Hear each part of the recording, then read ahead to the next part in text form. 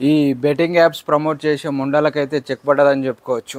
Matter ఏంటంటే ఈ మధ్యలో రీసెంట్గా చూసుకున్నట్టయితే చాలామంది సోషల్ మీడియా ఇన్ఫ్లుయెన్సర్స్ వీళ్ళు ఏం చేస్తూ ఉన్నారంటే బెట్టింగ్ యాప్స్ని ప్రమోట్ చేస్తూ ఉన్నారు. బీభత్సంగా విచ్చలవిడిగా అడిగేవాడు ఎవడు లేడు, చెప్పేవాడు ఎవడు లేడు, అడ్డుకునేవాడు ఎవడు రాడు అని చెప్పేసి ఇష్టానుసారంగా బెట్టింగ్ యాప్స్ని అయితే ఒక్క వేరే లెవెల్లో అయితే ప్రమోట్ చేసిరు.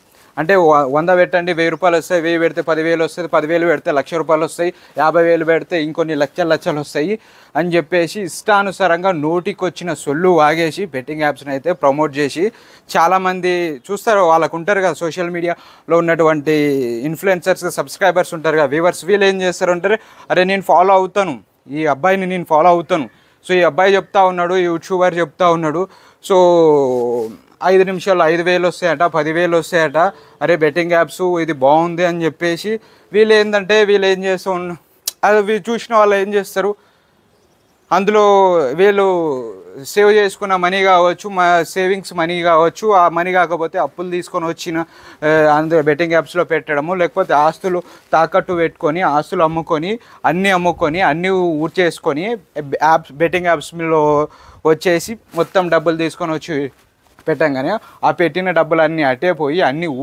ఊసిపోయి చివరికి ఏం చేయాలో అర్థం కాకలేక ఎంతోమంది సూసైడ్లు చేసుకొని చనిపోయారు. వీళ్ళ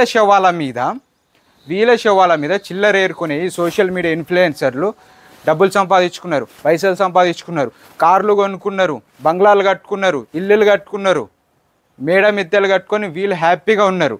కానీ వీళ్ళు బెట్టింగ్ యాప్స్ ప్రమోట్ చేయడం వల్ల అవతల చాలామంది సంకనాకి పోయారు, చచ్చిపోయారు.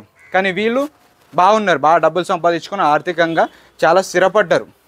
ఈ నా కొడుకుల్ని ఎప్పుడెప్పుడు బొంద పెడతారు, వీళ్ళని ఎవరు బొంద పెడతారు, వీళ్ళని ఎలా ఆపాలి, వీళ్ళు ఎట్లా అయితే వీళ్ళు తగ్గుతారని చెప్పేసి నాకు చాలా రోజుల నుంచి ఒక ఆలోచన ఉండే.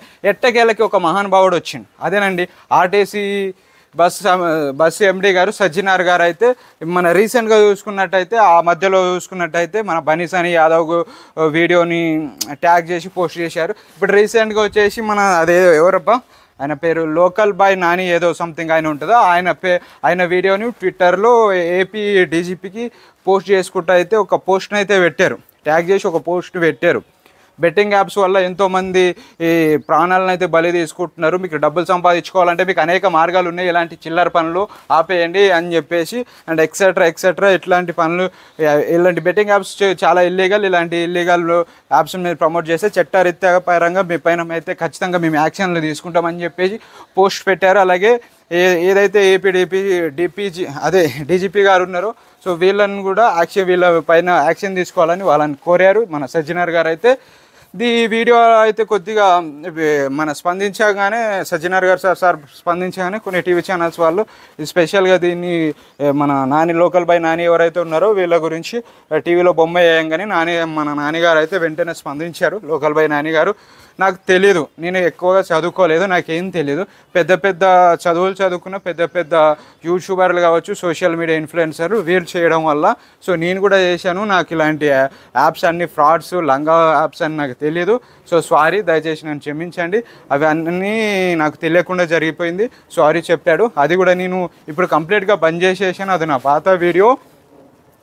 అలాగే ఇప్పుడు ఎవరైతే యాప్స్ ప్రమోట్ చేస్తూ ఉన్నారో అదే బెట్టింగ్ యాప్స్ ప్రమోట్ చేస్తూ ఉన్నారో మీరు కూడా ఆపేస్తే బాగుంటుందని చెప్పేసి ఆయన కూడా మాట్లాడడం జరిగింది. ఆ వీడియోని మళ్ళీ సజ్జనార్ గారు అయితే పోస్ట్ పెట్టారు.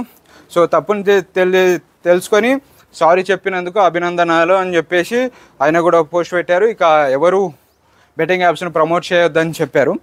కాకపోతే ఇంకొంతమంది సోషల్ మీడియా ఇన్ఫ్లుయెన్సర్స్కి ఇంకో థాట్ ఉంటుంది, ఏంటంటే రేపటి రోజు ఏదైనా ఇప్పుడు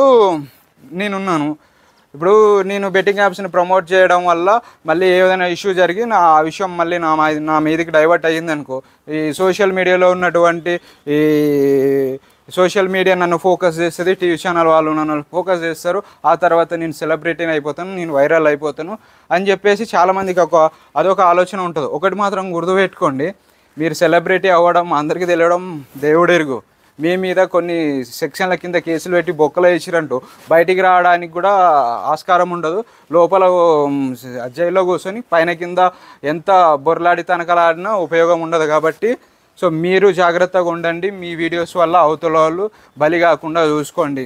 బెట్టింగ్ యాప్స్ని కంప్లీట్గా బంద్ చేయరప్ప. చాలామంది పెద్ద పెద్ద యూట్యూబర్లు ప్రమోట్ చేసిరు. ఇప్పుడు సజ్జనార్ గారు రెస్పాండ్ అవ్వగానే ప్రతి ఒక్కరు సోషల్ వాళ్ళ బెట్టింగ్ యాప్స్లన్నీ డిలీట్ చేసుకుంటారు ప్రమోట్ చేసినవి అన్నీ.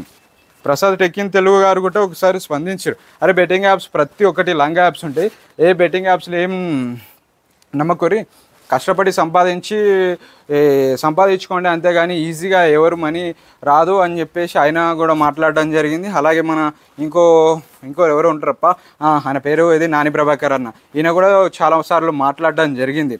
అరే బెట్టింగ్ యాప్స్ జోలికి వెళ్ళకుర్రా బాబు, అన్ని ఫేక్ యాప్స్ ఉంటాయి, ఏది నమ్మకుర్రి, కష్టపడి పని చేసుకోరి, అనవసరంగా నమ్మి మీ ప్రాణాల మీదకి తెచ్చుకోకండి అని చెప్పేసి ఆయన కూడా మాట్లాడడం జరిగింది.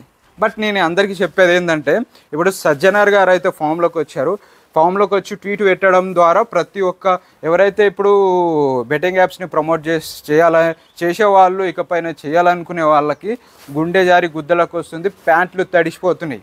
ఏ విషయంలో మాత్రం సజ్జనార్ గారికి నిజంగా హ్యాట్సప్ చెప్పాలి. బెట్టింగ్ యాప్స్ నుంచి ఈరోజు చాలామందిని కాపాడుతున్నందుకు నిజంగా మరొక్కసారి సజ్జనార్ గారికి హ్యాట్సప్. అండ్ సజ్జనార్ గారు ఈ బెట్టింగ్ యాప్స్ మీద స్పందించడం మీకు ఎలా అనిపించింది అన్నది కింద కామెంట్ చేయండి. నన్ను అడిగితే మాత్రం అసలు ఇది ఒక చాలా మంచి పని చేశారని నేను అనుకుంటున్నాను. దీనివల్ల నిజంగా చెప్తున్నాను, ఎంతోమంది చనిపోయారు, ఎంతోమంది సూసైడ్ చేసుకొని చచ్చిపోయారు.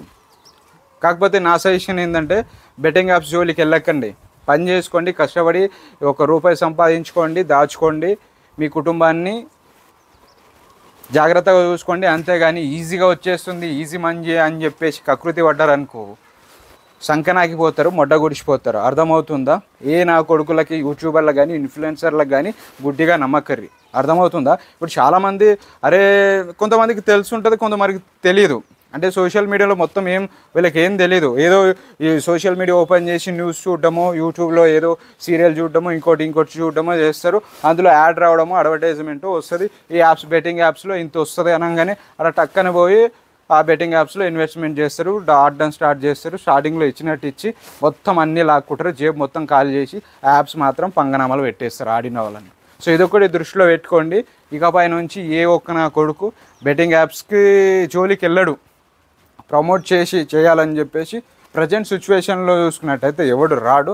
సో ఇలాంటిదే సజ్జనార్ గారు స్పందించాలి. ఎవరైనా సరే బెట్టింగ్ యాప్స్ ప్రమోట్ చేసి ఇకపైన వాళ్ళ మీద కఠినంగా చర్యలు తీసుకోవాలని చెప్పేసి నేనైతే ఖచ్చితంగా నేనైతే కోరుకుంటున్నాను. మీరు ఏమనుకుంటున్నారు అనేది కూడా కింద కామెంట్ చేయండి. బెట్టింగ్ యాప్స్ జోలికి మాత్రం వెళ్ళకండి, చాలా ప్రమాదకరం బెట్టింగ్ యాప్స్ అన్నది. మందు ఆరోగ్యానికి ఎంత హానికరమో దానికన్నా 1000 రెట్లు బెట్టింగ్ యాప్స్ ప్రాణానికి ప్రమాదకరం. గుర్తుపెట్టుకోండి, జాగ్రత్తగా ఉండండి. ఈజీగా మనీ వచ్చిందని కకృతి పడ్డారనుకో సస్తారు చెప్తున్నా.